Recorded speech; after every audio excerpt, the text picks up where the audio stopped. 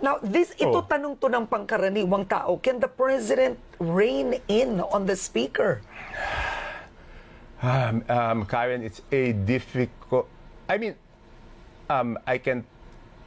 sometimes I text the president some unsolicited suggestions, but the speakership is one thing. It's so sensitive kasi baka pag hinalaan ako na interesado lang ako sa posisyon ng speaker. So it's one thing na hindi ko siya makausap directly.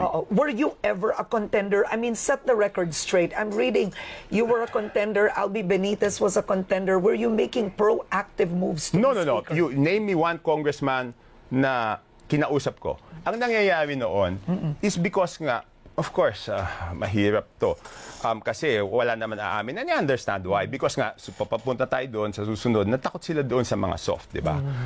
But right after the elections, Madam, even up to the last day, even up to Sunday, ang tanong, wala pa bang utos ang Malacanang? Wala bang pagbabago? You can ask Albi, you can ask Duke. Ganon lagi ang tanong. Wala pa bang order? Kami nag-iintay lang kami. Kasi that started nung nagpapapirma sila, di ba? Remember, right after elections, hindi pa tapos yung 19th Congress, nagpapirma sila, di ba? So, madami nagsasabi sa akin, boss, I guess ganun tawag namin sa Congress, boss. Boss, yung iba, pasensya na. Hindi, naintindihan ko. Then there were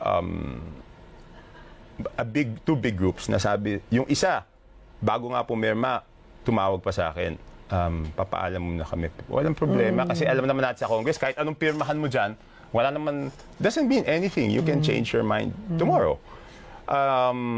And then yung isa, ayaw nga pumirma, ako pa nagsabi, pumirma na kayo, maiipit lang kayo dyan. And hindi naman style ko yung mangdamay, di ba? If I can stand for it. Naiintindihan ko naman yung sitwasyon ng bawat congressman, di ba? Siyempre, pag naipit sila, kawawa yung mga constituents sila, di ba? Hindi naman sila yung nakakawawa eh.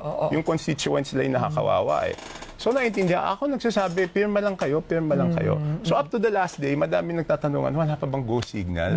Kasi alam naman natin, the most important vote for speaker is not inside Congress. There's only one.